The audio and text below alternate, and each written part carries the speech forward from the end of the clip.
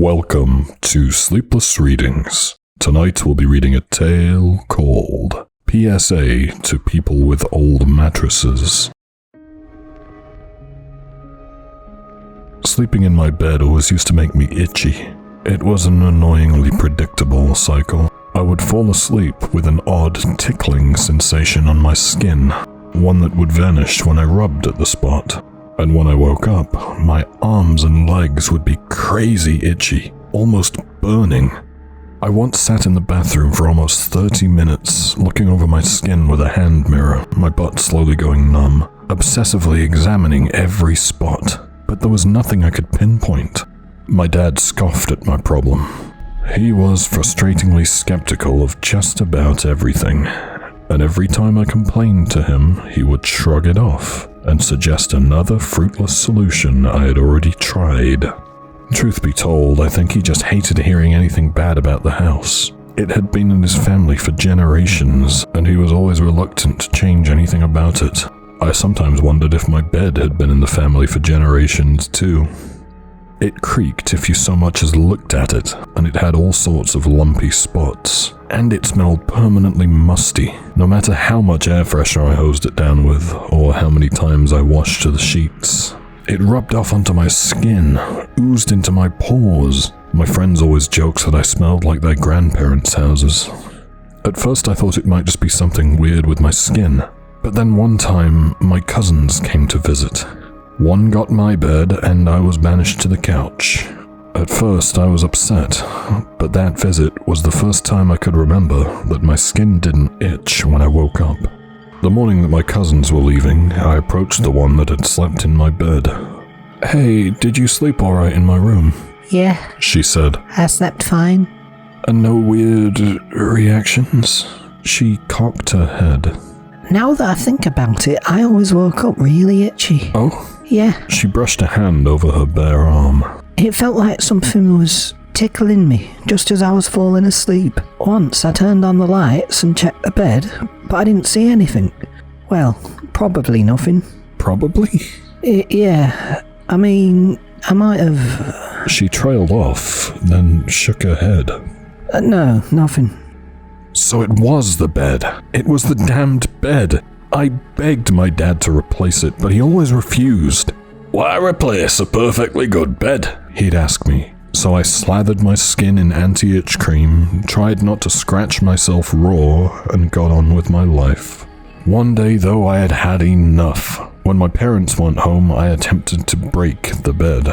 I jumped up and down on it as high as I could, feeling like a giant 5-year-old, sure that my dad would have to replace a broken bed.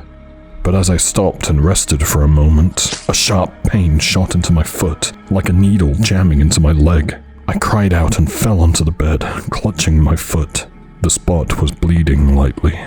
I must have jammed a box spring into my leg or something. I looked down at the spot I had jumped on. It wasn't hard to spot. There was a small splotch of blood there, and I could see the spring sticking up, a little black speck. I lightly touched the spot, wondering if I could push it back down. Then it moved. Beneath my finger, it slid back under the surface without any pressure on my part. I thought I might have felt the skittering movement of something, like a sea creature returning to the depths. I scrambled back and re-examined the spot.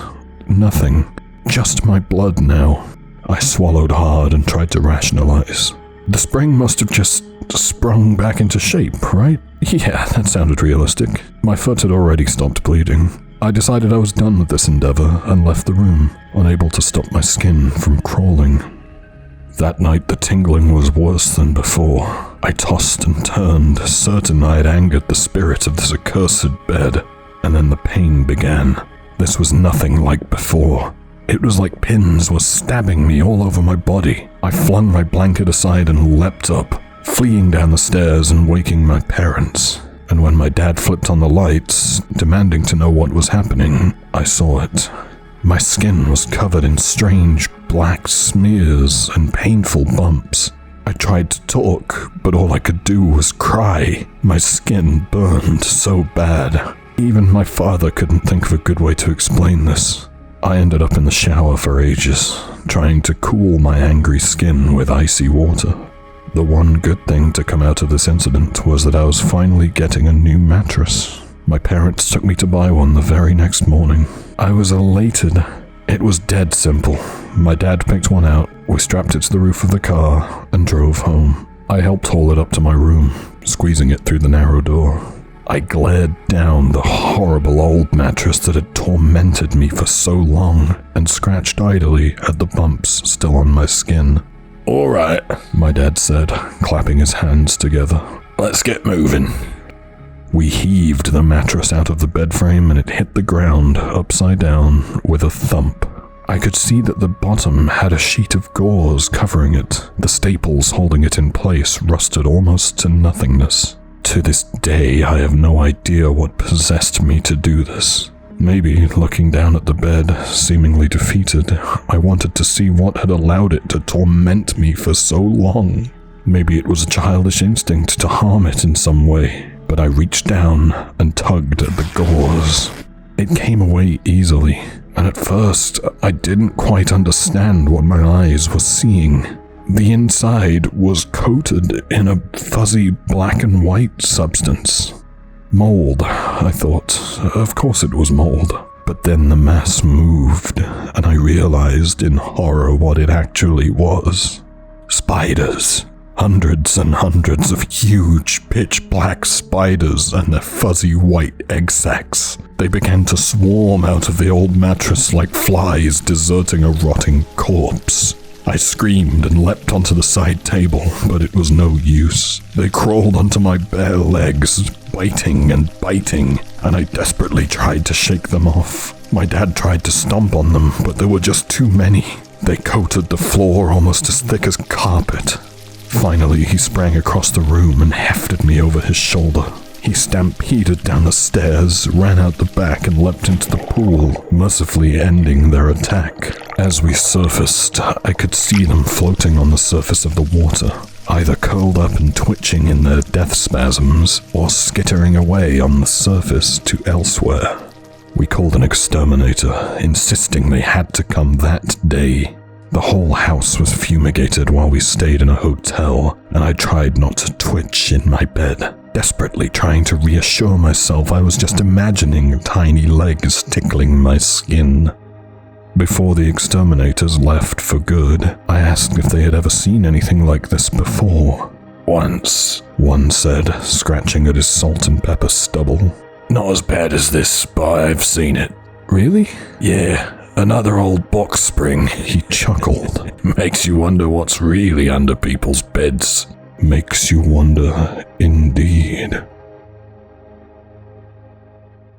Thank you for listening. That was PSA to people with old mattresses. Don't forget to like the video, it does help to boost the channel. Leave a comment for the algorithm. There's new stories every Sunday. Not to mention the shorts on Tuesdays and Thursdays. So subscribe. And ring the bell. Thanks, guys. And, as always, stay sleepless.